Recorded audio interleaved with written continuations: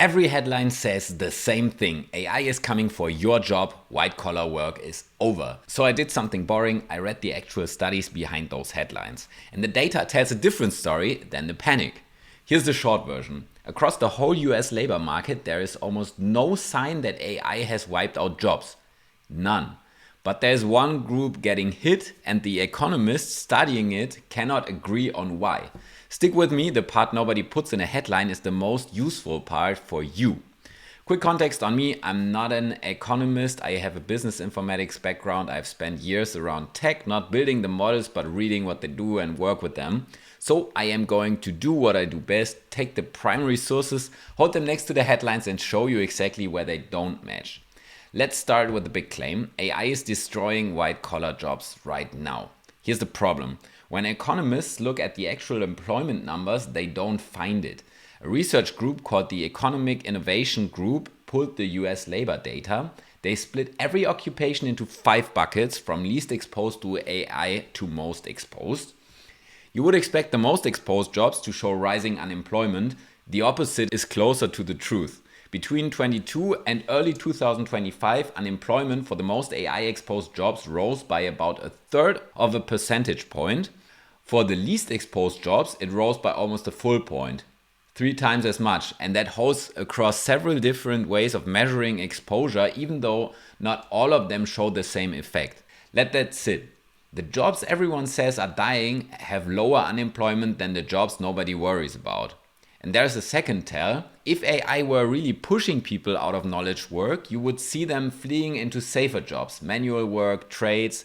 That shift is not in the data either. People are not running from their keyboards to the toolbox. The former head of the US Bureau of Labor Statistics, Erica McAnterfer, put it simply, AI's impact on the job market right now is likely small. Her reason is the interesting part. AI doesn't change the job market until it first changes how companies actually work. And right now, depending on how you count, only about 1 in 10 to 1 in 5 US companies use AI in any real way. The technology is everywhere in the headlines. It's in maybe 10 to 20% of actual workflows. There's one group where the data does light up, and it is specific. It's young workers, ages 22 to 25, in the jobs most exposed to AI. Think entry-level software development, customer service. The strongest evidence comes from Stanford's Digital Economy Lab. Eric Brynjolfsson and his team, they didn't use surveys, they used real payroll records from ADP, the biggest payroll provider in the US. Millions of workers tracked month by month. The headline finding: since late 2022, early career workers in the most AI-exposed jobs saw a 16% relative decline in employment. 16%. That is the number you will see quoted everywhere. Now I need to be honest about that number because the honesty is the whole point of this video. And inside the same paper, depending on how you slice it, the number is also 6% or 13% in an earlier version. Same researchers, same data, different cut. So when someone throws 16% at you as a hard fact, they are rounding off a lot of nuance. The direction is real, the exact size is fuzzy. Anyone who quotes it to 2 decimal places is bluffing. Here's the cleaner way to say what Stanford found. For young workers, AI-exposed jobs are shrinking while everything else grows. For older, experienced workers, in the exact same roles, employment held steady or went up. And they found why, which matters more than the number. The damage was concentrated in tasks AI can automate, do on its own, not tasks where AI just assists a human. Their theory: entry-level work is often textbook knowledge. The stuff you learn in school, that is exactly what AI copies most easily. Experience, judgment, the things you only get from years on the job, AI can't fake that yet. So here is the part that almost never makes it into a video. Other serious researchers looked at this and disagree. The New York Fed published their own analysis in May 26, and this is the key difference, so stay with me. Stanford counted real paychecks, actual payroll who is employed right now. The New York Fed counted job postings, open positions companies are advertising. 2 different lenses, 2 different pictures. And through that job postings lens, the New York Fed found no clear split between junior and senior hiring in AI-exposed jobs. The bigger point is the one that should make you cautious. The gap between high exposure and low exposure jobs started opening before ChatGPT existed. And then it stabilized after 2023. Read that again. If AI were the engine, that gap should be growing. Instead, it opened early and then froze. That points to a very different cause: high interest rates. A tech sector that massively overhired during the pandemic and then slammed the brakes. Economists even have a name for this. Low fire, low hire. Companies aren't laying people off. They're just not hiring new ones. Brutal if you're 23 and looking for your first job, not the same as a robot taking your seat. A brand new study in June 26 from the New York Fed with economists from Harvard and the University of Virginia. They looked at why young graduates specifically are struggling. Their answer: not AI, remote work. They found something striking. 64% of the rise in unemployment among college graduates under 29 traces back to the shift to working from home. And the researchers themselves call that a rough back of the envelope estimate. Remote work has grown fourfold since the pandemic. The logic is almost obvious once you hear it. When everyone is remote, companies get nervous about hiring someone with zero experience. Who trains the 23-year-old over a video call? Who mentors them when nobody is in the room? So they hire the experienced person instead. The junior never gets in the door. So now we have three explanations sitting on the table for the same problem: AI, interest rates and a frozen tech market, and remote work with a hard 64% number attached. So, who is right?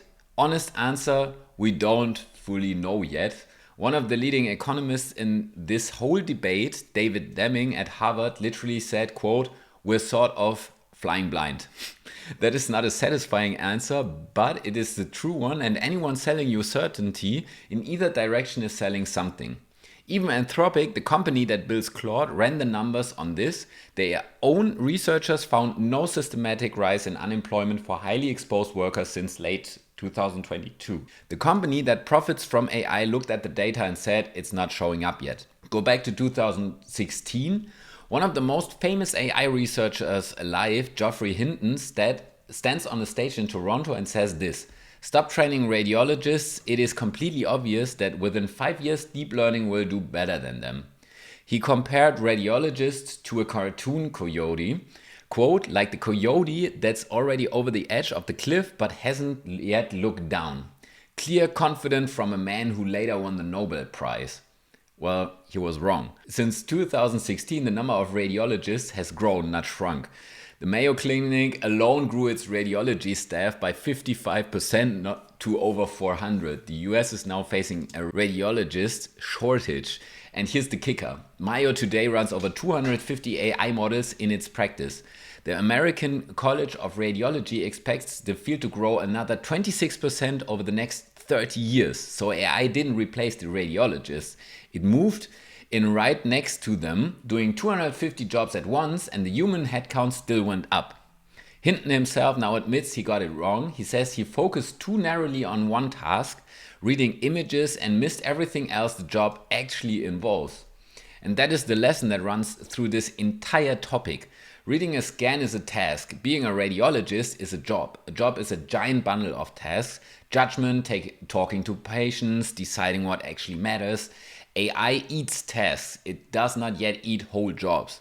That one distinction explains almost every failed prediction in this space. Same story with coding. The Federal Reserve found programmer job growth slowed sharply since ChatGPT by around 3% a year. But, and this is the part that gets cut from the scary version, total programmer employment is still growing, just slower than before. Coding jobs aren't disappearing, the job is being reshaped. There is a difference, and that difference is your whole strategy. So, let's land this. What do you actually do with all of this?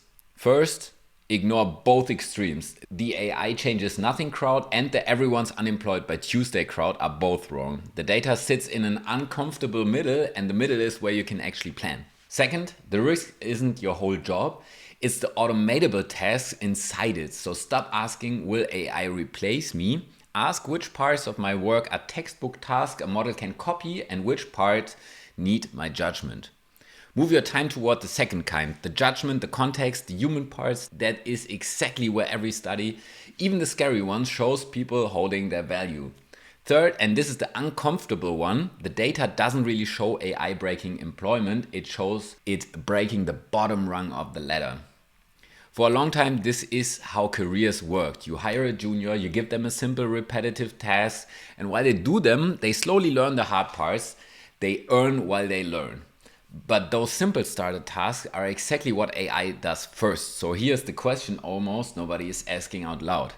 If a machine now does the work juniors used to learn on, how does anyone ever become a senior? You can't have an experienced workforce in 10 years if nobody can get experience today. That isn't a story about mass unemployment, it is a story about broken training pipeline, and it is a much bigger problem than any single layoff headline because it shows up slowly, and by the time it's obvious, it's a decade too late to fix. And last, be suspicious of confident numbers. When you see AI cut 16% of jobs, now you know it's one study, it's a relative figure, and 3 other serious teams looked at the same problem and pointed at interest rates, remote work, and a frozen hiring market instead. The truth here is genuinely unsettled. Companies are barely using this stuff. The overall job market looks normal. One young cohort is struggling, and the experts are openly arguing about why. That is the honest picture. It's messier than a headline. It's also far more useful because it tells you where to actually put your attention. And the bottom rung thing genuinely worries me, not for the senior people watching this, for the 22-year-olds who can't get the first job that used to make them seniors. If you manage or hire, that is worth losing some sleep over. So here's what I actually did with all of this. I sat down and went through my own work task by task, which parts are textbook work a model can do and which parts are the judgment only I bring. It changed what I spent my time on. If you want to do that for your own work or your business, that is exactly what I help people with. A free strategy call, no pitch. The link is in the description. I read the studies so you can make a real decision instead of reacting to a headline. That's the channel. Thank you so much for watching and see you again in the next video.